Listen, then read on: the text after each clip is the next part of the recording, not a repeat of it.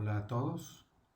El día de hoy vamos a hablar acerca de una herramienta muy importante dentro del análisis de Six Sigma o dentro de la metodología Six Sigma. La herramienta es análisis de capacidad.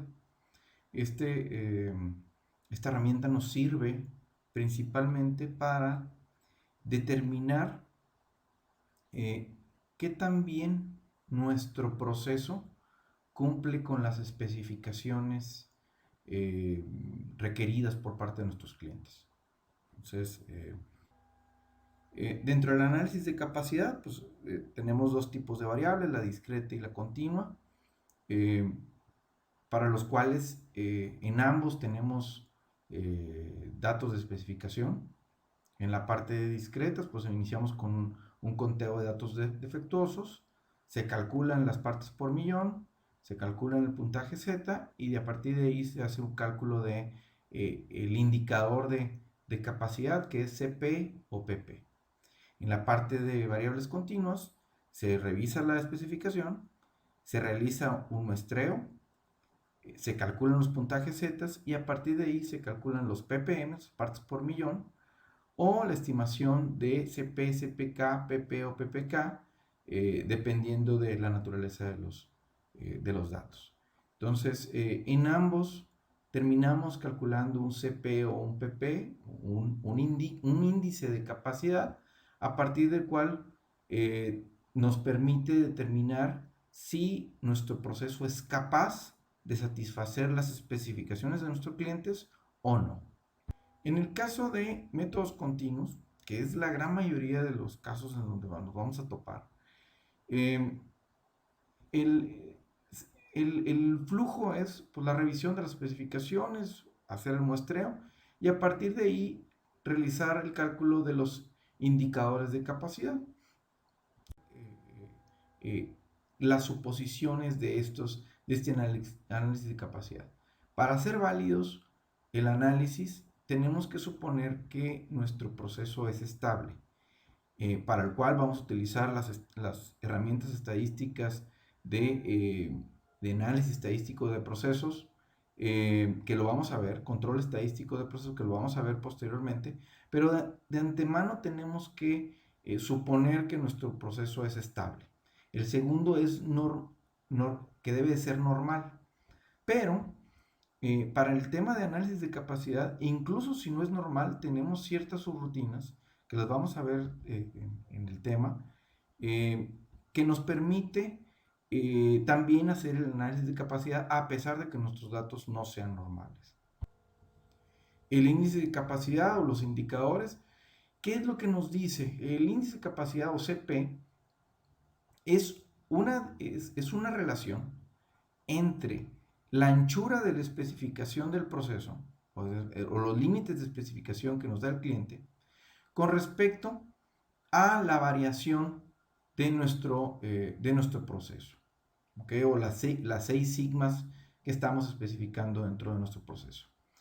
A medida que nuestra especificación se hace mucho más grande con respecto a la variación, podemos suponer que nuestro proceso va a estar en mejores posibilidades de cumplir con las especificaciones. Es decir, si nuestra anchura del proceso se hace cada vez más angosto, va a ser mucho más sencillo que este quepa dentro de la anchura de las especificaciones de nuestro cliente.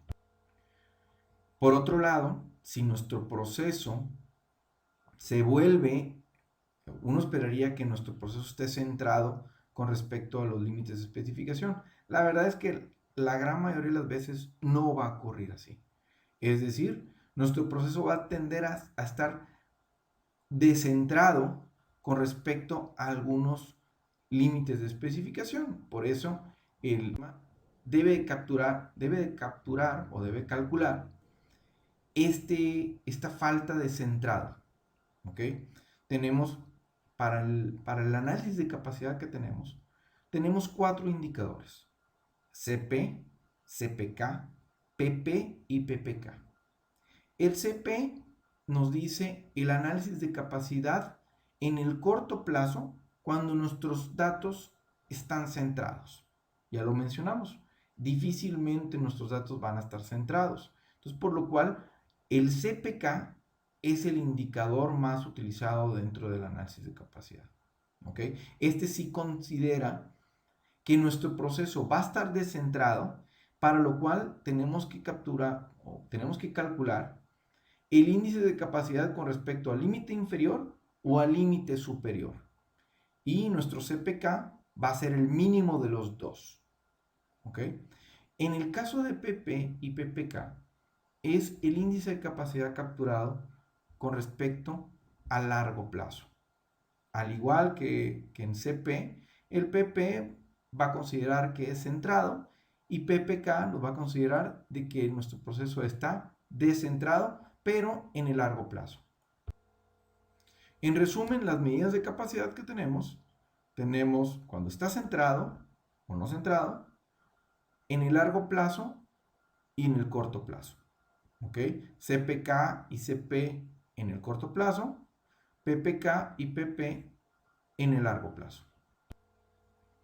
Y a manera de resumen, nuestro sistema nos dicta que si un CPK o un PPK debe de ser capaz en nuestro sistema, si por regla cumple con un 33% más que el límite de especificación.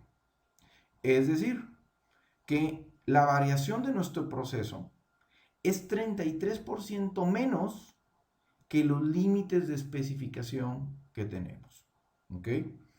Como regla, pues obviamente tenemos en ese límite de 1.33, vamos a tener un 99.99% de eficiencia. Adicional, solamente el proceso nos va a permitir tener 63.6 partes por millón, es decir, 63 piezas defectuosas por cada millón de oportunidades dentro de nuestro proceso. ¿Ok? Límites por debajo del 33% o del 1.33 de CPK, nos deberíamos de cuestionar si nuestro proceso es realmente capaz de satisfacer los requerimientos de nuestro cliente. ¿Qué pasa si los datos no son normales? Pues hay ciertas subrutinas que Minitab utiliza para, en caso de que no sean normales, tener algunas subrutinas para utilizar transformadas. Ahorita vamos a ver un ejemplo cuando nuestros datos no son normales. Pero adicionalmente tenemos una rutina denominada de Box-Cox en donde podemos podemos transformar los datos para entonces convertirlos en normales y entonces correr la subrutina para ver si es capaz o no capaz nuestro proceso. ¿Ok? En términos generales, primero evaluamos capacidad. Si es capaz, utilizamos la rutina normal de capacidad. Si no es normal, utilizamos alguna de las distribuciones no normales que ya tiene Minitab precargadas. Y en último de los casos, utilizamos la rutina de Box-Cox. En caso de utilizar una subrutina, una transformada de Box-Cox, bueno, pues se determina el término lambda y a partir del término lambda podemos utilizar el poder P que te da la subrutina de Box-Cox para transformar los datos al cubo, al cuadrado, sin transformar, utilizando una raíz cuadrada, una raíz inversa e incluso una inversa. ¿Ok? Y pues bueno, vamos a ver un ejemplo. Tenemos tres variables x1, x2 y x3, en donde tenemos un tamaño subgrupo de 5. Y lo que nos piden es que evaluemos si x1, x2 y x3 son capaces con respecto a los límites de especificación para x1 menor a 15 unidades, para x2 menor a 5 unidades y x3 menor a 20 unidades. Primero tenemos que evaluar la normalidad de x1, x2 y x3, para lo cual utilizamos la prueba de normalidad de Anderson-Darling. Evaluamos la normalidad de Anderson-Darling y nos damos cuenta que x1 es normal. Por otro lado, x2 no es normal y x3 tampoco es normal. ¿ok? La forma en cómo nos da la normalidad es el p-value, ¿ok? Si es arriba del punto 0,5, nos dice que es normal. Si es abajo de punto 0,5, nos dice que no es normal, ¿ok? Entonces, a partir de ahí dijimos, ¿sabes qué? X1 es normal. A ese vamos a correr la subrutina, la sencilla de parte de Minitab. La segunda, tenemos que identificar qué distribución corresponde a X2 y X3. Para eso utilizamos Quality Tools Individual Distribution Identification. ¿Ok? Utilizamos para X2, realizamos el mismo escenario para X3. ¿Ok? Estas son las gráficas de probabilidad para cada una de las, cada una de las distribuciones que tiene capturada, en este caso Minitab. ¿Ok? Y se evalúa de igual manera el Anderson-Darling. ¿Ok? De ahí podemos definir que si nosotros decíamos, oye, voy a seleccionar la exponencial, pero no solamente la exponencial, podría escoger otra si yo quisiera. ¿Ok? En este caso vamos a utilizar exponencial X3, evaluamos Anderson-Darling y vamos a escoger, en este caso vamos a escoger la de Weibull. ¿Ok? La distribución de Weibull, ambas, si vemos el valor de p-value, están por arriba del punto 0,5, entonces por lo cual podemos utilizarlas dentro de la evaluación. ¿Ok? Para X1 ya lo mencionamos, evaluamos la normal.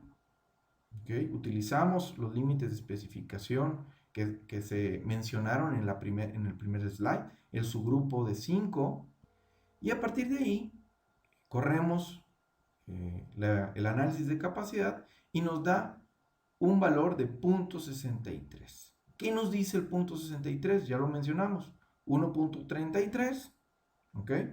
Nos da que mi proceso es capaz. En este caso nos da 0.63, por lo cual tenemos que decir que nuestro proceso no es capaz. Si vemos, está descentrado hacia el límite superior, ¿ok? Tenemos un 97% de rendimiento, ¿ok? Y pues digamos que eso es lo más rescatable de este análisis. Es al menos para X1 con respecto a los límites de especificación, es no capaz. Ahora veamos la parte no normal para X2, en donde dijimos vamos a utilizar una distribución exponencial, ¿ok? Nuestro límite de especificación cambia y vamos a poner que un upper specification de 5, y que nos da como resultado. Nuevamente nos da un 0.62, no es capaz con respecto al 1.33. ¿Okay? Ahora para X3 utilizamos la distribución de Weibull, el límite de especificaciones de 20, ¿ok? Y nos da como resultado que en este caso es PPK, nos da 0.78, lo cual nos dice que es un proceso no capaz, ¿ok? Y un rendimiento de un 99%. Bueno, pues en este ejemplo ya nos dimos cuenta, ninguna de las tres variables es capaz, ¿ok? Las tres están por debajo del 1.33 y pues habrá la necesidad de corregir nuestro proceso para que sea capaz. ¿Okay? Con esto terminamos la sección de análisis de capacidad. Muchísimas gracias a todos.